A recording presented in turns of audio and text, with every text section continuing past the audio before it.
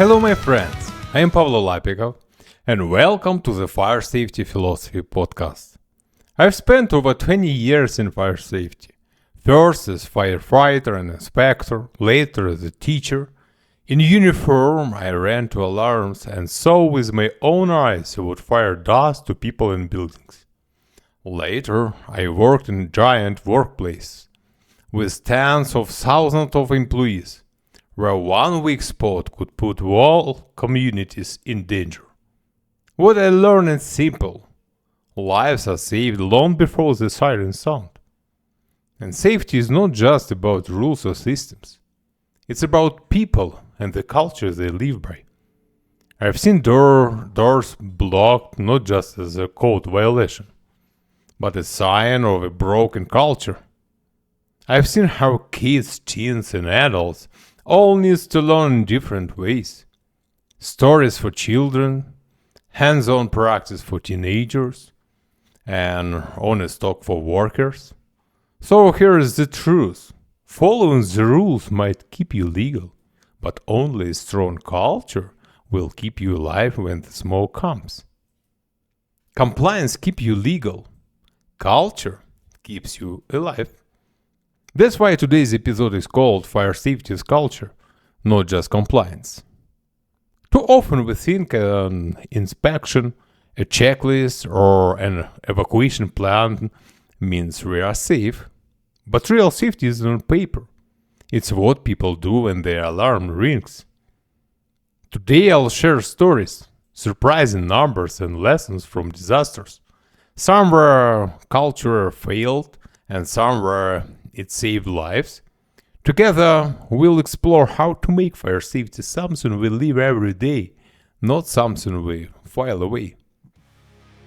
Alright, let's take a quick break and then we'll jump right back into fire safety philosophy. This podcast is brought to you by Fireheart, Fire Safety Marketing Agency.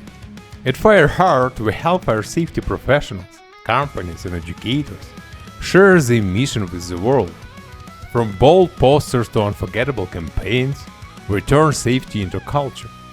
Because saving lives isn't just about systems, it's about communication. Learn more at fireheartfsma.com. So, let's back to the show. Codes are the rules. Following them is called compliance. But culture is the reason we follow those rules. Compliance says, the fire door must stay closed. Culture says, I keep this door closed because I know it could save a life. Compliance gives us a basic level of safety. It's like a floor. Culture lifts us higher. Here is the danger with thinking about safety only as compliance.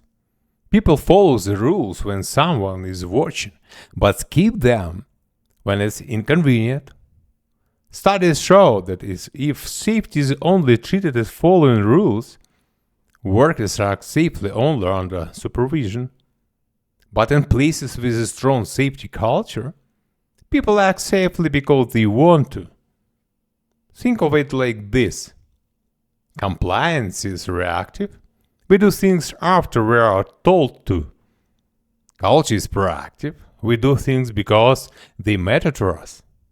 When you build a safety culture, people see fire safety as part of who they are, not just a policy. When I worked on supermarket projects, the drawings always looked perfect. Exits were spaced right, alarms and sprinklers approved, evacuation maps stamped and signed. Everything was compliant. But once the stores opened, reality changed. Shelves moved, storage piled up, deliveries and cars blocked exits. Employees checked boxes on safety lists without really thinking. The plan stayed on paper while the store kept shifting around it. Then the first real fire alarm came. Shoppers froze. Some didn't know where to go. Others tried to push through blocks ageless. Employees were just as lost. The neat plan on paper turned into confusion on the floor. The store followed every rule, But rules alone didn't move people to safety. Without a culture of safety, the plan was just ink, while chaos took over. We also built a potash processing plant. Therefore, the first time I saw a real safety culture. The place didn't just have sprinklers and alarms on paper. Workers were drilled, taught and trained until safety was second nature. When a fire incident happened there, you could see the difference right away. People didn't freeze or wait. Everyone knew where to go, what to do, and how to help each other. The evacuation was calm, quick, and organized. In the end, the plant was saved. That day taught me a powerful lesson. Following the rules can build a factory, but only safety culture can save it. So, lesson. Fire is a process, not a picture. If people don't live and breathe the safety plan every day, codes and diagrams alone won't save them.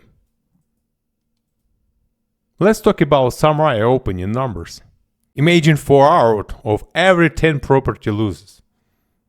According to FM Global, that's how many are caused by fires. In a lone study comparing buildings with and without sprinklers, the ones without sprinklers suffered 7 times more damage than those with sprinklers, even when the sprinklers went off by accident. Hospitals have it even worse. A study from 2024 found that only 1% of hospital staff truly knew how to handle a fire. Regular drills help people survive, but without a culture to support safety, that training was quickly forgotten. This shows how critical regular drills and strong safety culture are. Without them, even trained professionals might not know what to do in a fire. These numbers all point to one truth. Most fires don't have to end in tragedy. What's missing is more rules or bigger fines. It's culture. A culture of fire safety can turn the statistics upside down. Let me tell you 2 stories where the real difference wasn't the rules on paper, but the culture people lived by. BP Texas City, 2005. On paper, everything looked fine at the BP Texas City refinery. The manuals were there, the systems were written, the checklists were done, but behind it all, the culture was broken. Production always came first. Safety always came second.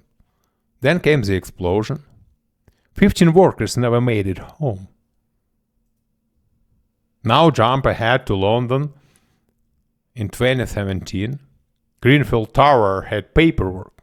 Risk assessments were filled, boxes were ticked, but the culture was rotten. Cost cutting, passing blame, ignoring residents who spoke up. When fire raised up, the buildings outside cladding, 72 lives were lost. Compliance was there. A living safety culture was not. The pattern is simple. Where culture is weak, disaster finds a way in. Where culture is strong, lives are saved. Alright, let's take a quick break and then we'll jump right back into fire safety philosophy. This episode is powered by Fireheart, fire safety marketing agency. We believe safety should be seen, heard, and remembered. That's why Fireheart creates powerful campaigns and visuals that don't just meet compliance, they inspire culture. If you ever thought, how do I make people actually care about safety? Fireheart is the answer. Check out fireheartfsma.com. So, let's back to the show. When I worked as a fire inspector, I spent a lot of time in the community, visiting schools, hanging posters, even speaking on radio and TV. Back then, we called it agitation. But I quickly learned something important. When you push safety too hard, people push back. When you explain why it matters, they listen. Later, I took a fire educator course. It was all about paperwork and schedules, but nothing about how people actually learn. No tools for teaching kids, teens, or adults. And I thought, if we can't inspire the teachers, how will they ever inspire children or workers? That's when I realized drills alone don't build a safety culture. Real culture comes when people understand the reason behind the drill, when they feel part of it, and when everyone believes it matters. I learned the hard way that fire safety education can be the same for everyone. Kids, teens, and adults all learn in their own way. With children, rules on paper don't work. You need stories. Tell them the smoke is a dragon, the stairs are the safe trail, and the meeting point is the castle gate. Suddenly, fire drills feels like an adventure. I've seen schools turn drills into games like Race to the Tree, and kids loved it so much they retold the story at home. Teenagers need something different, real action. Put an extinguisher in their hands and let them feel the hiss. Show them what happens when an outlet is overloaded. When they design their own escape maps, those roads become theirs, not just words on a wall. And with adults, it's about conversation. I often start with a simple question: what could catch fire here today? Then we do a quick drill, just 3 minutes. Afterward, I ask, what slowed you down? That's when the real lesson appears, and people feel heard. So the recipe is simple: stories for kids, practice for teens, dialogue for workers. That's how safety training becomes real culture, not just another drill. I remember sitting down with my 14-year-old son and asking him about fire safety. To my surprise, he didn't know some real basic things. He didn't know how to test the smoke alarm at home or why our family has a meeting spot outside. He wasn't sure why overloaded outlets or tangled extension cord can catch fire. He had never even been shown how to use a fire extinguisher. And even when we went camping and built a campfire, he didn't know the simple rules to keep it safe. That conversation hit me hard. If a bright teenager in Canada can grow up without learning these basics, it tells me our schools and communities aren't teaching fire safety as a real, everyday skill. We need to do better to make sure kids know how to stay safe. I've seen 8 habits again and again that build real fire safety culture. They are not a checklist. There are stories that repeat in every school, workplace, and community. Reminders everywhere, posters on walls, signs in stores, short messages on TV, little things that keep safety alive in people's minds. Family first. When parents talk about fire safety at home, their kids grow up with it as common sense that carries into their workplace years later. Messy drills? Not the neat, planned ones, the surprise ones. When things go wrong, that's when people really learn. Right way to teach? Stories for kids, practice for teens, conversation for adults.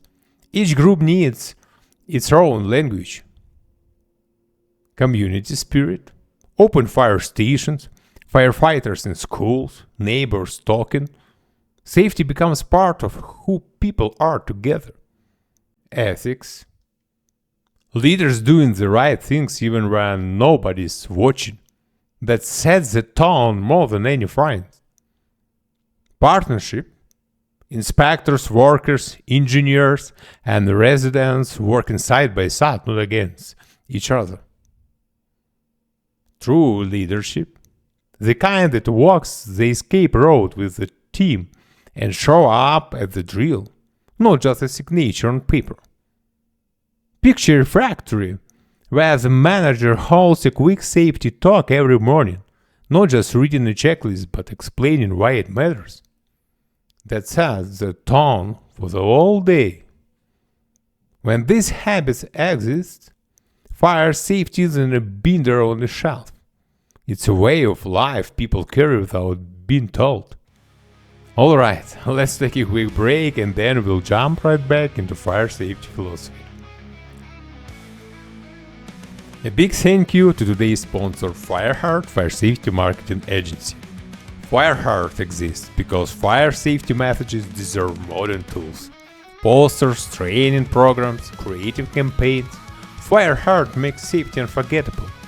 Because safety isn't just a job, it's a culture. Visit fireheartofsma.com to learn more. Let's back to the show. When an organization follows those 8 habits, fire safety stops being a binder on a shelf. It becomes part of everyday life. I saw this lesson in my own life. My wife and I started Fireheart Fire Safety Marketing Agency together. I brought 20 years in fire safety. She brought 15 years in marketing and web design. We discovered something simple but powerful. Rules alone don't create safety, but open communication and trust do. That's why we create campaigns that cross borders and give fire professionals everywhere a voice. Now imagine this. 50 million people around the world work in fire safety. If each of us shared just one tip, that would be 50 million stories in one wave. That's culture. It works the same way in companies. If 20 engineers each share one lesson, suddenly the company has 20 stories that build pride and culture. But if 100 engineers stay silent, it doesn't feel like a community. It feels like a factory of rules. In fire departments too, you can feel the difference. Where culture is strong, you hear laughter, see people share stories and feel the energy. That's not just branding, that's culture. And culture is philosophy. So, my friends, the next time someone says, "Don't worry, the building is up to code," remember, compliance keeps you legal, culture keeps you alive. Culture is when the fire door is closed because people believe in it. Culture is when staff run missed drills that prepare them for chaos, not just clipboards. Culture is when leaders walk the escape routes themselves, not just sign a paper. There's a difference between an illusion of safety and a living culture of safety. This was episode 4 of Fire Safety Philosophy Podcast. Next time, on Wednesday, we'll dive into who decides if they live or die, the ethics of acceptable fire risk. And I promise, it will challenge the way you think about fire codes and safety decisions. Because acceptable risk is never about walls or numbers. It is about people. And the real question is, who gets to decide if they live or die? And yes, be honest with yourself. When was the last time you asked not what the code allows, but who is really deciding the level of risk for you, your family and your friends? If today made you think, hit subscribe, share this with a colleague or a friend, and leave me a review. That's how we build this community together. I am Pavlo Lapikov. Care about life? Think beyond compliance.